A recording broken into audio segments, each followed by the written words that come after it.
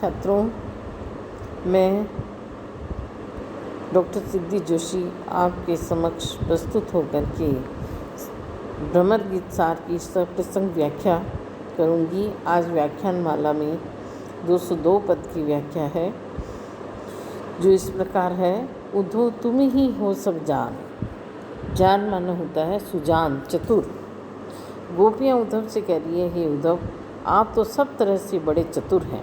तुम ही हो सब जान, तुम भली प्रकार से चतुर हो। आप सब बातों को जानते हैं। उद्धव, आप सभी बातों को जानते हैं और आप तो सब तरह से बड़े चतुर हैं। हमको सोई सिखावन दीजिए नंद सुवन की आन। आपको श्री कृष्ण की सौगंध है, सच सच कहना कि आप हमें उसी शिक्षा को दीजिए जो हमारे लिए उचित है।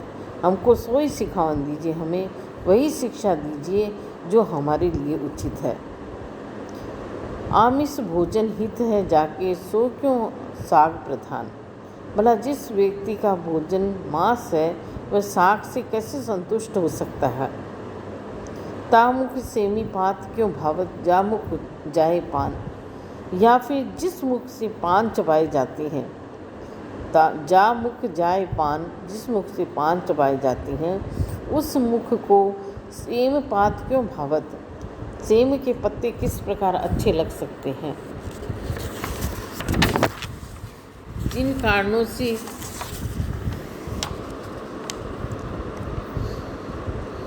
तामुख चिरंगी सुर मधु लागत सुनी, मुरली को गान। अर्थात जिन कानों ने मुरली की ध्वनि को सुना है, उन्हें सारंगी का स्वर कैसे अच्छा लग सकता है। अर्थात जो श्री कृष्ण की मुरली का मधुर स्वर सुन चुके हैं, उन लोगों को सारंगी से क्या लेना देना है। इसी तरह से आगे कह रही हैं, गोपियाँ कह रही हैं, ता भीतर क्यों निर्गुण आवन, जा उर श्याम सुजात। जिस उर श्याम सुजात, जिस हृदय के अंदर चतुर श्री कृष्ण रहते हैं, उसमें निर्गुण ब्रह्म कैसे आ सकता है। निर्गुण ब्रह्म की उपस्थिति कैसे हो सकती है। हम बिन श्याम वियोगिनी रही हैं, जब लगी कही यही घट प्राण। गोपियाँ कहती हैं, जब तक हमारे शरीर में, घट माना शरीर में, प्राण बने रहेंगे, तब तक हम विरह में उनकी वियोगिनी बनी रहेंगी, विरहिणी बनी रहेंगी श्री कृष्ण की। लेकिन हम निर्गुण ब्रह्म के उपदेश को स्वीकार नहीं करेंगी। अर्थात जब तक हम जीवित हैं, श्री कृष्ण का ही स्मरण करती रहेंगी। निर्गुण ब्रह्म को हमारे यहाँ कोई स्थान मिलना संभव नहीं है। सूरदास कहते हैं कि सुख ता दिन ते होए सूर प्रभु, ब्रज आवे ब्रजभान। सुख के दिन तो तब होंगे। सूरदास कहते हैं कि गोपियाँ उद्धव से कहने लगी कि हे उद्धव, सुख तो उस दिन ही प्राप्त हो सकता है जिस दिन कि ब्रज के सूर्य श्री कृष्ण ही यहाँ पर आ जाएंगे। अर्थात ब्रज के अंदर श्री कृष्ण के उपस्थित होने पर ही हमारे जीवन में खुशहाली, प्रसन्नता या सुख के दिन हो सकेंगे, अन्यथा नहीं। प्रस्तुत प्रसंग के अंदर गोपियों के कृष्ण प्रेम की दृढ़ता पठनीय है। प्रतिवस्तुपमा अलंकार है इस पद में। आगे का पद है 203, भ्रमर गीत सार। उधो यह विचार यहो गहो।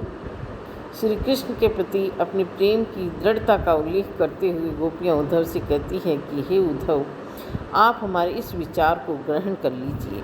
यह विचार गहो, हमारे इस विचार को ग्रहण कर लीजिए।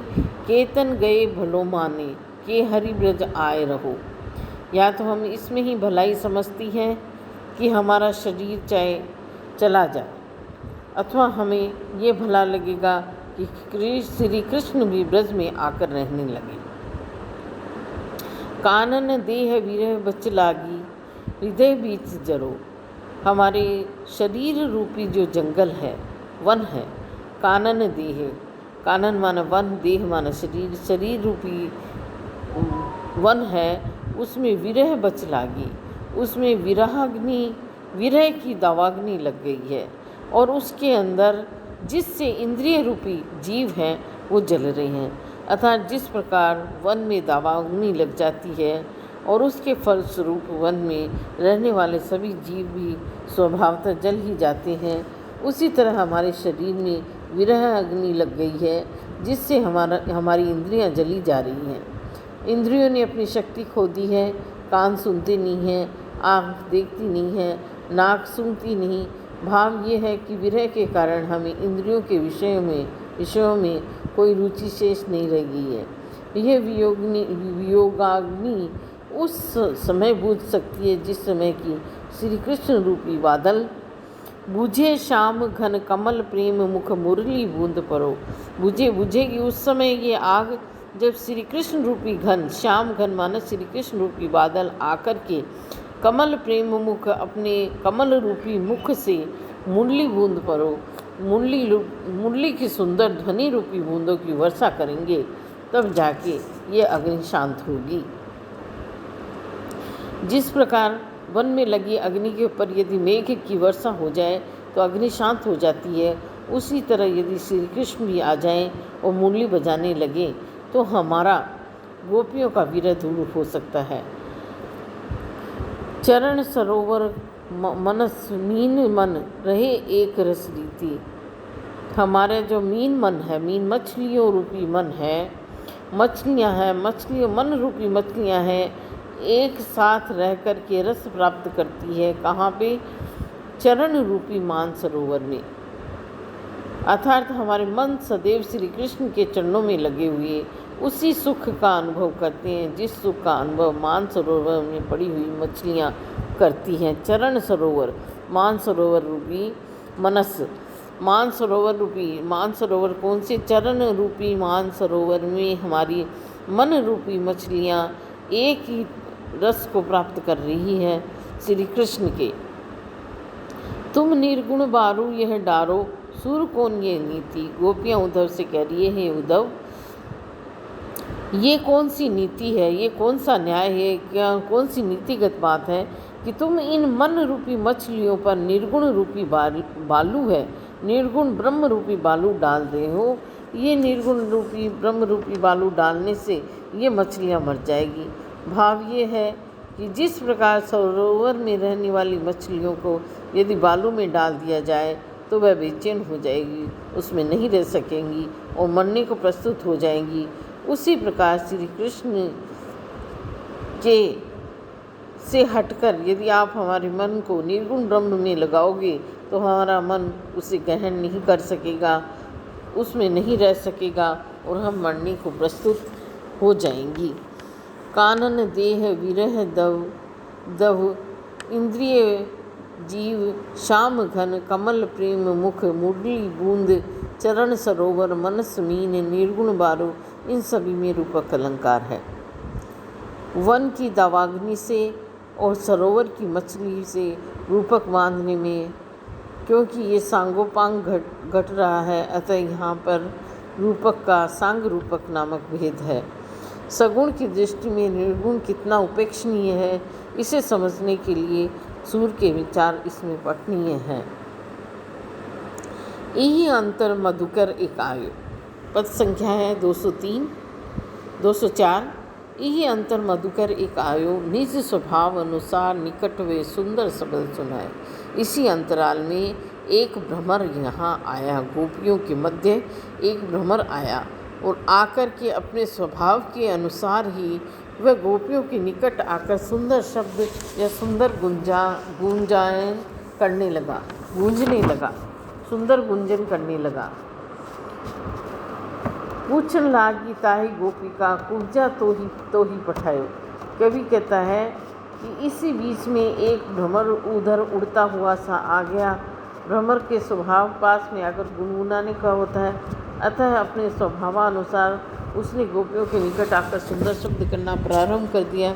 उस भ्रमर को संबोधित करके गोपियाँ उद्धव पर व्यंग्य करके कहने लगी कि हे शब्द करने वाले कुटिल भ्रमर, क्या तुझे कुब्जा ने इधर हमारे पास भेजा है?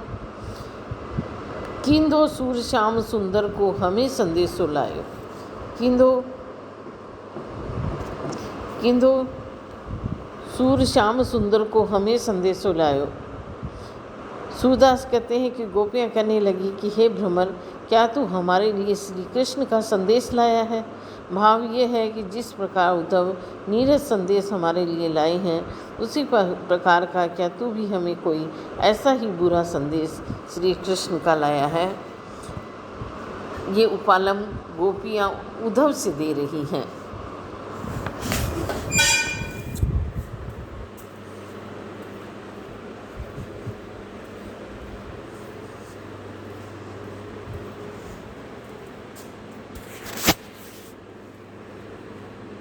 बंद कर देंगे।